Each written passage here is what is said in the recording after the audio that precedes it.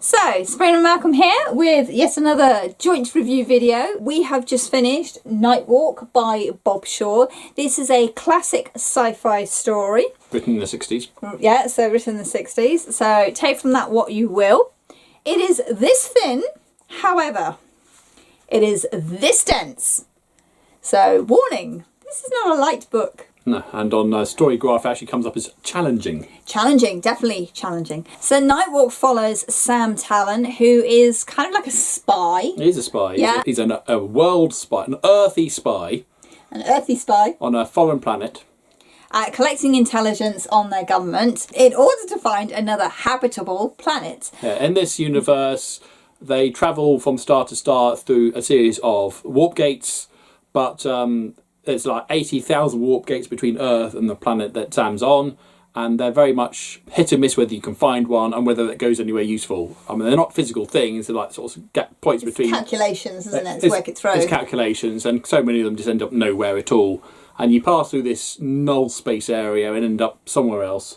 But you can end up getting lost really quickly. So finding a new habitable world is really, really rare. And this foreign planet has found this new planet and keeping it secret. And it's Sam's job to find the location of this planet and give the coordinates back to Earth. Which, you know, hello colonialism again.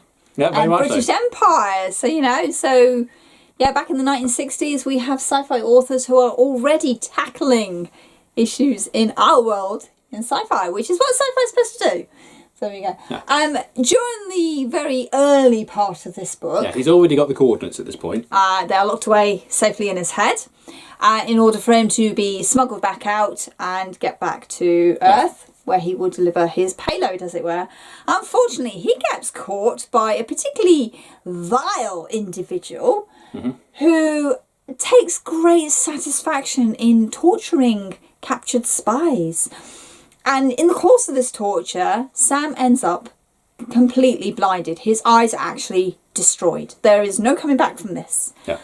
And you would have thought, being a sci-fi book, they'd given this great little gadget to give back his sight. No. The author leaves this character blind.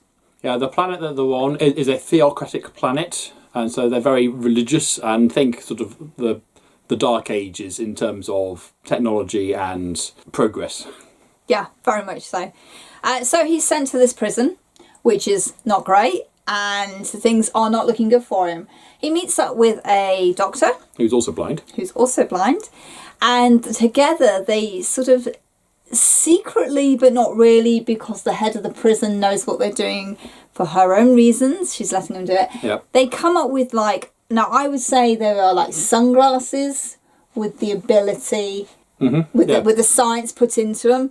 So they start off trying some sort of radar idea, so it beeps if you're coming near a wall, and that's fine.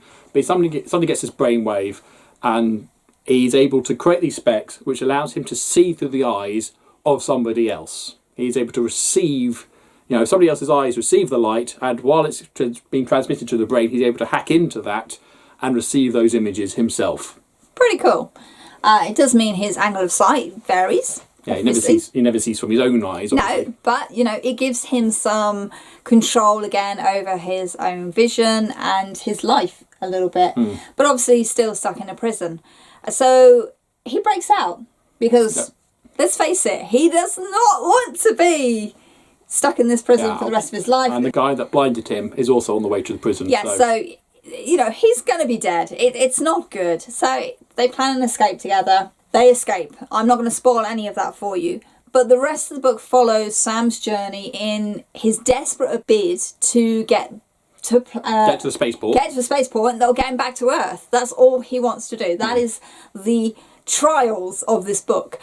And it's quite interesting because he's using somebody else's eyes to help him see. He has to be quite clever. Yeah. And, while also avoiding the authorities and making sure he can see where he's going. It's quite complex how he manages to juggle the two things together. And he doesn't always succeed. He does fall into the layer of some femme fatale. She's evil, and so trigger warning, there is rape here, and it's not what you would normally expect either. It's all implied. There's no actual graphic on screen, as it were, but it's there. It's there. It's definitely off-page rape going on. There is also violence for obvious reasons in here, and I'd say there's a tiny little bit of sexism, but I think that's kind of like just going to be one of those things because of the time this book was written. I think some of the attitudes of the 60s kind of bleed through a little bit, but it's not, I would say, anything massive. It's not offensive. No, it's there, but like I say, it's like I said, it's written. As a woman, I did not find it offensive. So there we go. How's that? That works. But yeah, I would certainly say this is actually a really clever sci-fi book with a disabled main protagonist. There's obviously the spy element to it. There's the survival element to it, and then towards the end, it goes a direction you don't quite expect it to go. And Bob Shaw's very good at doing a good twist at the end, and this one has a cracking twist at the end. It's really good. That's one of my favourite ones. This is the third time I've read the book, and strange enough, I have very little recollection of the first two times, but I did remember the ending for its obvious reason. Yeah, so we're not going to spoil that for you, but certainly, read to the end because the payoff is very, very cool. It's not a dry science fiction book. Sam Talon's got a good humour to him. He's got a good character to him. And there's also a lot of heart in here as well.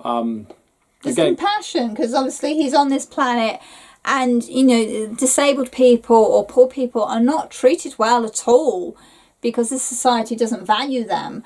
And so there's commentary on that as well. There's a monetary system called hours. For every hour you work, you get 1 hour of money, as it were. And he comes across a whole bunch of tramps, really, who have fallen for the gaps because they are not earning the full hour that they are due, and they're seeing that others are earning more hours than they're allowed to, even though there is a cap. You can only earn like 3 hours to an hour. So there's a conversation there about the unfairness of capitalism, so Bob Shaw, one to check out, people. Yeah. And definitely booktastic for me, 5 stars. So have you read any classic sci-fi writers out there? Obviously this book, everybody knows about Isaac Asimov and Arthur C. Clarke, which is very, very dry.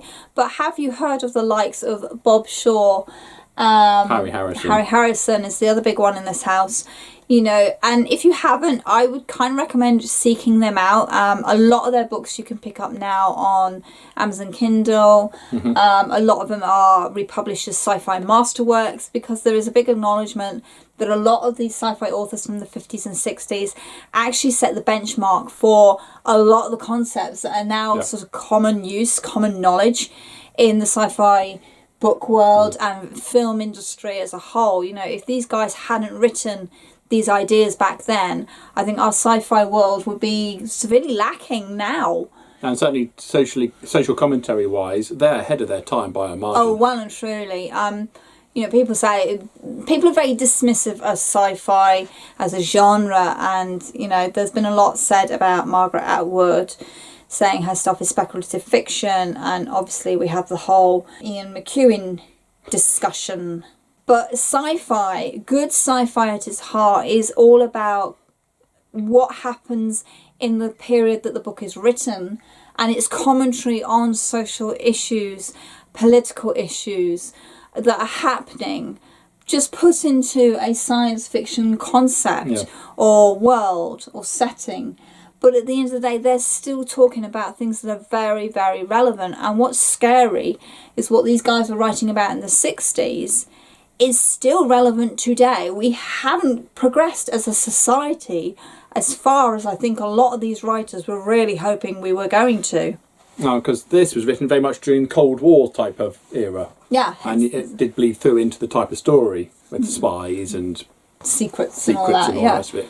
But the digs at capitalism, the digs at how disabled people are treated, the digs about how we treat our poorest of society. These are things we still are talking about today, that sci-fi books today are still tackling. And what the wealthy can get away with. And what the wealthy, yes, and which is very relevant today, isn't it?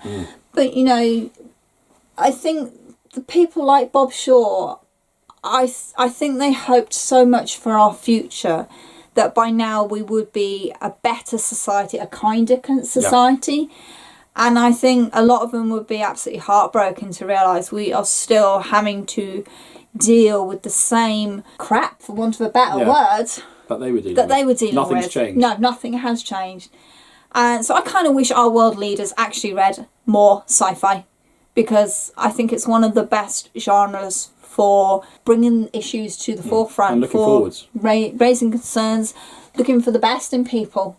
Yeah, very much so. And also how things can go badly if we go down the road that we're continuing down now. Yeah, very much so.